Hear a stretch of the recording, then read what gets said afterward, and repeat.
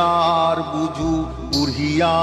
बीमार बुझू गोले बात जानी तो उघरल भरार बुझू काम चली ऐ बाल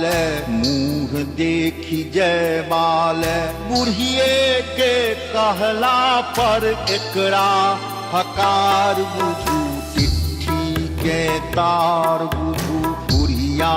बीमार बुझू आदर अमार बुझू आकी फटकार बुझू हमरा ले सब तरी अन्हारे अन्हार बुझू चिट्ठी के तार बुझू बुढ़िया बीमार।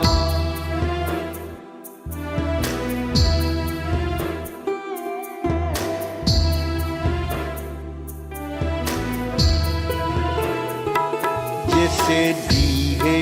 बचल लौदो से हो बिकात मोती हब कब तो नहीं लोक अन्य तो खैत मोती हब कब तो नहीं लोक अन्य तो खैत जन्म दलनी माए थिकी से हो कने सोचू जन्म दलनी माए थिकी से हो कने सोचू हमरा तो उसरल बाजार बुझू चिट्ठी के तार बुझू बुढ़िया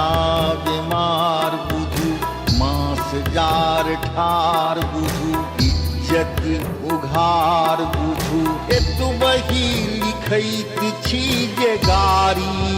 उनार बुझू चिट्ठी के तार बुझू बुढ़िया बीमार।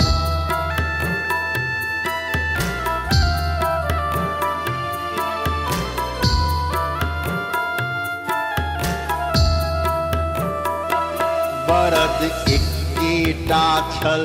से हो पहिने मरल खेत अन्न के दखल ते पर कर जा लगल जह सह आबी जह सह कही जाइत जह सह आबी जह सह कही जाइत सहिते सहैत आब भथि गेल इनार बुझू चिट्ठी के तार बुझू बुढ़िया बीमार बुझू काया लाचार बुझू बैदक उधार बुझू कते बात लिखब की आफत हजार बुझू चिट्ठी के तार बुझू बुढ़िया बीमार।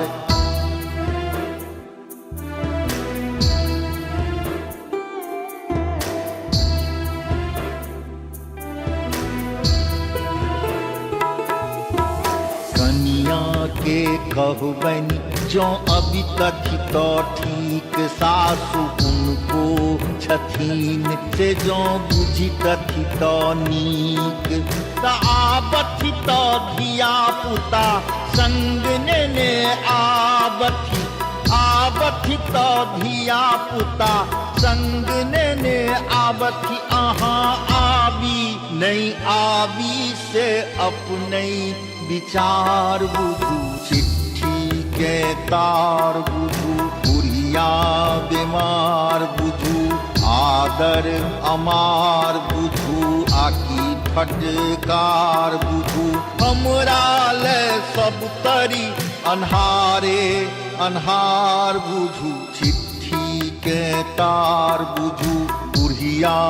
बीमार बुझू बोले बात जानी तो उघरल भरार बुझू काम चली ऐ बाल मुँह देखी जय बाल बुढ़िए के कहला पर एकरा